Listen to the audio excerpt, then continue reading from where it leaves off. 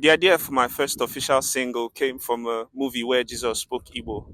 When I was a child, I used to attend Bible club.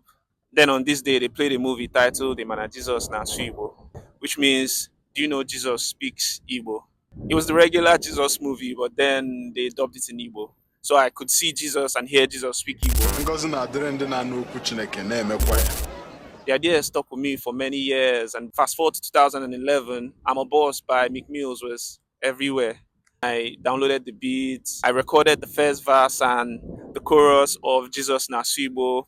I sent it to Kinsu. Kinsu was like, "This is mad, guy. This thing is dope. Guy, give a name as a biscuit." And then he produced an original beat around it, and that's how Jesus Nasibo was born. At the time, you could hardly hear anyone do gospel rap in Igbo. We were young, we were fresh graduates, we didn't have much money. Then Kato Studios in Nsukka, Enugu State, Nigeria, were doing a promo, 3,000 naira for 1 hour studio session. It doesn't get any cheaper than that, so we grabbed it with both hands. I, Kinsu, Dabs, Propane, Dicky, and the gang, we hit the studio. Guess what? The plan was to record 4 songs in 1 hour. I got into the booth. Kinsu was outside. He was just there hyping, and I was recording. I recorded Jesus Nasuibo in less than 10 minutes. It was like, pa, pa, pa, one take, everything. Kito was surprised. We were on the 4th song. In less than 1 hour, Kito went outside and then switched off the gen. I had even seized our songs for like a month before eventually released it. Funny thing was, we didn't even think Jesus Nasibo was the best song we recorded that day.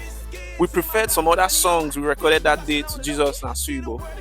And then fast forward to 2013, I released Jesus Nasibo as my first official single. There was no Spotify, there was no Apple Music at the time, so Dicky compiled a database of blog emails and we send it to every one of them one by one, and that's how Jesus Nasibo started trending in Lagos while I was still living in Enugu with zero promo budget.